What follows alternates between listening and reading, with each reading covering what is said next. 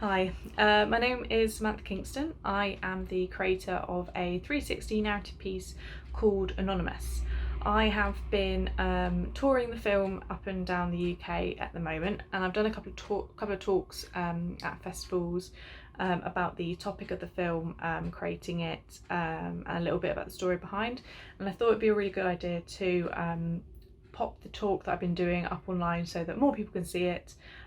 We can kind of continue this conversation that I've been having, and for those who haven't seen the film yet, hopefully you'll find this just as informative. And I'm also going to share a link, sort of a private link below, to the film that I've uploaded onto YouTube, so you'll be able to see it in a 360 format. So I hope as many of you as possible will watch it, which I really appreciate.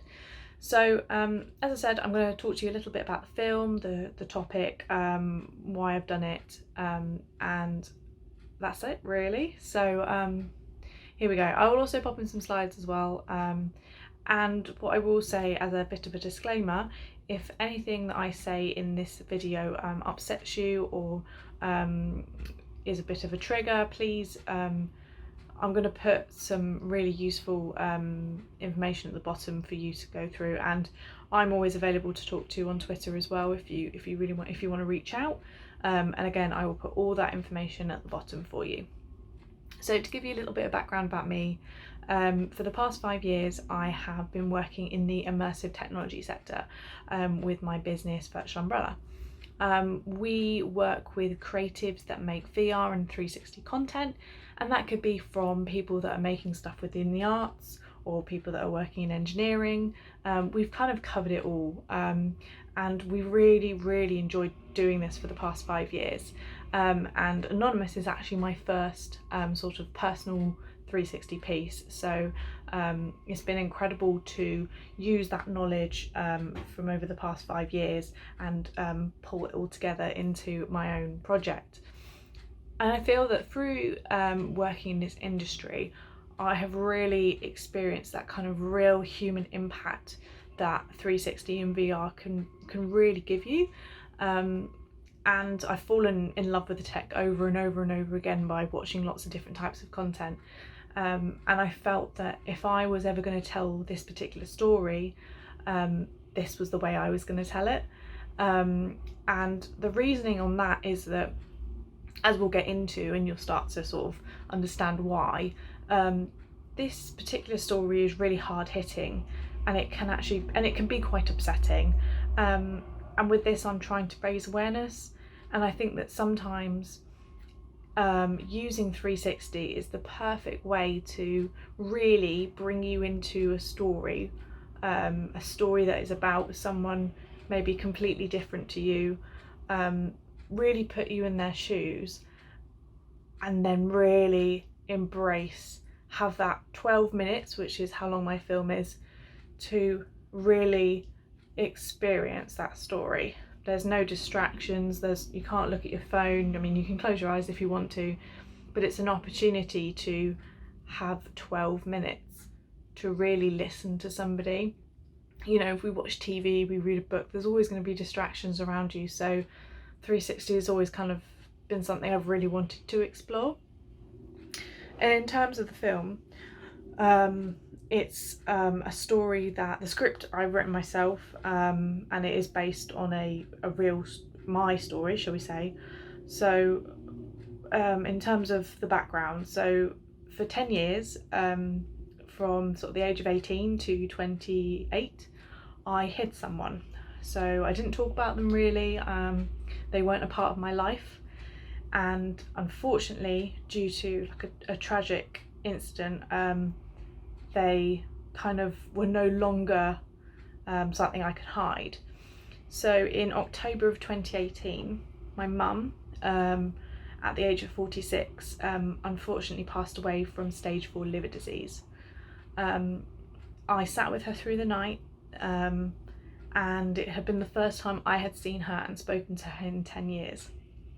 And as you can imagine, that's an incredibly hard thing to do.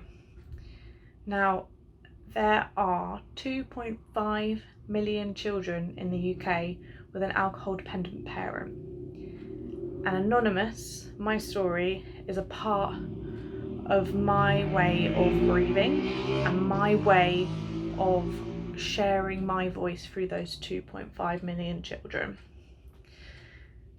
So as you can imagine, this is a really hard thing to share with people, but it's really, really important. Passion has kind of always been like a huge driver in my life, like through my work. And at this point in my life in 2018, my passion for anything was kind of cut open by anger. And this led me to turning my grief into a creative project.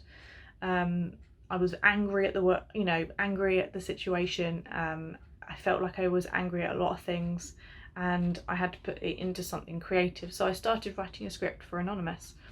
And as I started writing it and figuring it out, and I was taking inspiration from pieces I'd seen in the industry. There was a beautiful piece about Grenfell that had come out, and there was lots of other 360 pieces that I kind of was like, yes, that's the way I would tell the story, or yes, I like that, but maybe I'll change this. And as I started to sort of create this idea, I realised that this script was turning into an open letter, and an open letter to my mum. And again, through the sort of the planning stages, I realised that if I was going to do this, I needed the right team behind me, a team of people that would really respect me, respect what I was trying to do, and also be able to probably hold me up through this entire process. So again, I sort of had another think about it, and then I reached out to quite a few women in the industry, because I've always wanted to have a women-led team, and trying to find the right people that would have the correct kind of sensitivity to the project. And I found them very quickly, and I will be forever grateful to Mary Masson, Marisol Grand and Emily Hogarth, who were kind of my core support team, and without them this film would not have been made, so I really, really appreciate their help. Bertie, who is also my business partner, was also there throughout the entire project. He really helped me keep it all together, and especially through like the filming days, just making sure that I drank and had something to eat. So that was really, really important. And like I said, without them, I don't know if this film would ever have been possible. Once we'd started to kind of realise that this is a thing I could do, we had to start kind of hitting the larger kind of challenges. So I knew funding was going to be an issue. I knew that kind of by not having any films or 360 content kind of behind me, I knew that it'd be quite hard to kind of get funding. So we kind of decided to go down the crowdfunder route, actually. I did have some amazing support actually from Make Real, who are based down in Brighton, who lent me the camera for the day, the Old Market Theatre, who allowed us to film in their venue, which was really, really kind of them, and then the amazing community that came together and helped me with the rest of the funding. And we managed to get about £2,000, but that really just went on editing, and I really wanted the editing to be done well, and obviously like audio and things like that. So that was a big challenge, but I'm so pleased that we managed to do it and did it in a very short amount of time. The second kind of challenge was thinking about who was going to be in the film, so the actor, and we kind of came down to two sort of, are we going to get an actor, are we going to pay for an actor, or am I going to do it? And in the end we kind of decided that yes, I will be in the film and I will read the script, as I felt that maybe as it was my story and my open letter to my mum, it was probably the only way that we could do it. And I think part of my grief process as well, it was really important for me to go through that. Hard, but important. So when it came to the filming day, we did it all in one day, which is probably a little bit risky, but I think it was really important. So we had the Old Market Theatre, which is a stunning theatre, and I had this vision which I had written down and drawn out of having this background of a theatre and having the style of like an AA meeting. And so we decided to have 5 chairs, and each chair would represent the 5 stages of grief. And throughout the recordings and at the sort of filming, each chair I would sit on, and I would read the script, so the full script, which is a 12-minute monologue, sort of one take monologue, which is, when I think back to it, I still don't know quite how I did it, but I think that was quite powerful, and it was really an interesting process for myself as not being an actor to push the emotions through and really deliver those to a camera.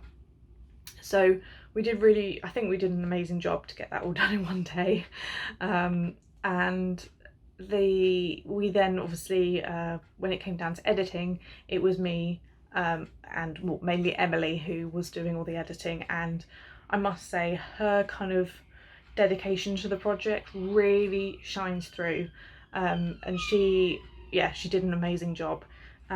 We had lots of discussion through the editing process, and apart from obviously the audio of my voice, we decided against any sort of backing music or anything like that. So we experimented with audio and echoing of my voice, movement of graphics, because we added graphics on afterwards as well, and clock ticking was really kind of key as well, and scratching of drawings, which if you get to watch the film you'll see that as well. So I think that really went very well. So the whole process of filming, planning stages, all that kind of stuff, we did in roughly 4 months, which was actually 6 months after my mum had passed away. So I got this kind of done very quickly, but what I kind of got to was that the point when we started editing was kind of realizing what happened. So where I'd kept so busy and I kept going, I kind of that grief started to creep back in, and I kind of started to realize that, especially with the editing process, that I needed other people to come in and be critical of the piece, because I was way too close to it. As you can imagine, telling your own story and you being in it as well, hearing yourself back is never too fun. So it was really important for me to make sure that it was other people were understanding what I was trying to get across, and obviously I knew that I was representing a lot of people who had gone through the same thing as me, and I had to get it right. So it was really important, and I know that especially now, people that I've spoken to who've seen the film, I think I really have started to kind of open that conversation. And alcoholism and being a child of an alcoholic is a really taboo subject, and it has been for quite a while, and so it's really important for me to make sure that I had done it in the correct way, because at the end of the day, the one person I wanted to save was my mum, and I couldn't save her. So this film is a part of me hopefully being able to save somebody else. This also comes down to having support through showing the film as well. So I always knew that I needed a charity on board, or I needed a support system, because I'm not mentally health trained in any way, and I don't want to say something wrong to the wrong person. Do you know what I mean? So it was important to have the right information, and this film's free. It's not, I'm not making any money from it. This film is entirely to raise awareness, and so I reached out to a couple of charities, told them what I was doing, and also said that this film is for them to use however much they want. So eventually I came across a charity called NACOA, who are based in Bristol, founded in 1990, which is the same year that I was born, and they support children of alcoholics, and have been incredible, and I really appreciate their support to me, but also being able to share them with other people that I've met, and that's been really key. This has also come into when the film was sort of coming to the end of editing process, and I wanted to share the film with a sort of a smaller group of people to sort of see how it had come together and if there was any kind of issues. So we decided just before we kind of got into the event season of 2019 that we were going to do some testing groups, which is key for any sort of film or content or anything you're making, is to be able to show it to people and see what they think and get their opinions. And from obviously showing other people's content in the immersive industry, I know how important it is to demo content right. So in those kind of first couple of events, I wanted to create a very safe space. You know, you can go to events and festivals and you can try lots of VR content, and it can be quite hectic, it can be quite loud, and what I'm showing you is not something that you're necessarily going to go away with going, oh, that was lovely, oh brilliant, very, ooh, really really nice. This is something that is gonna make you think, and it could hurt you, not physically, but you know, it could make you feel quite upset. And I needed to understand sort of the impact of that. And so we created the safe space in Brighton at the Lighthouse. You know, people could come in, watch the film in groups of 5. So we had, again, the same set out of the 5 chairs, so that when you were in the film as well, you got that sense of feeling like you had those 5 chairs that you could look at. And I sat in front of you, and I would introduce you to what's going to happen in the film, a little bit of background, and then you would put the headset on and you would watch the film for 12 minutes. At the end of the film as well, I always like to sort of, again, I have a disclaimer and I have a little bit of information about NACOA and who helped me, and again the statistic of 2.5 million children, because that number is insane, and I think that, you know, I know it's going up, so I needed to make sure that that was kind of apparent in sort of anywhere that we were showing it. And so once anyone had watched the film, I had made it very clear that they could come and talk to me straight away. They could walk away if they wanted to, they could go outside, get a bit of fresh air, go and get a cup of tea, get a bit of chocolate, whatever they needed to do.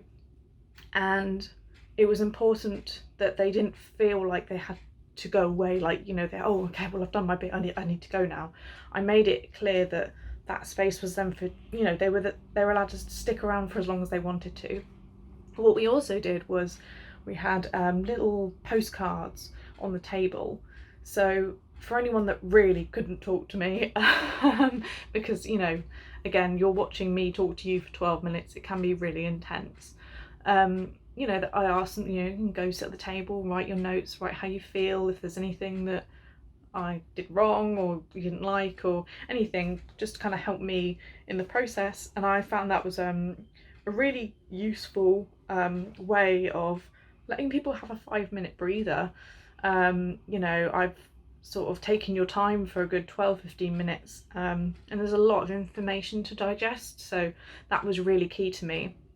And once after we've done a few of those events, I realised that that was so important for me to do, because I then started to understand and realise that I am now going to not only share my film with you, but I'm going to share what happens afterwards. The experience doesn't start once you put the film on, the experience starts the moment you walk into that venue or that room or wherever we are. And that experience will continue once you've taken the headset off, and that experience continues after you've left that room, or 2 days later, 3 days later, a week later. And I need to make sure that there are things in place, things that are important, and information for you to take away. So for me, that was a really valuable experience. And so ever since then, where we've been to festivals, or we're currently touring in the UK at the moment, there is always an opportunity for you to come and talk to me. And I've kind of realised that the film, Anonymous, and I were a package deal. We come together. So if I ever go and talk about Anonymous, or Anonymous is playing somewhere, I will make a point of being there, because I want you to be able to come and talk to me.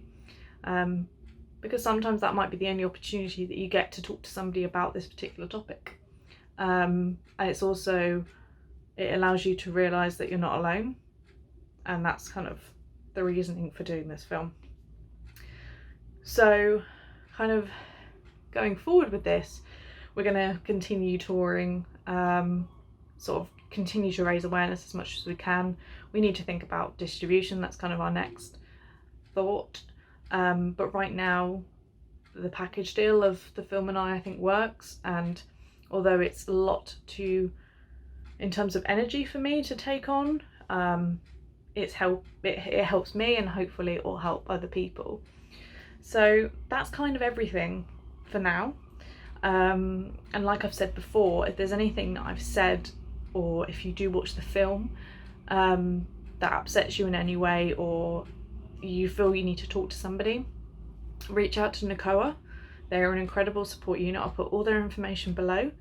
If you want to reach out to me and talk to me about the film, again, I will put my details at the bottom, and I would love you to reach out. I really would.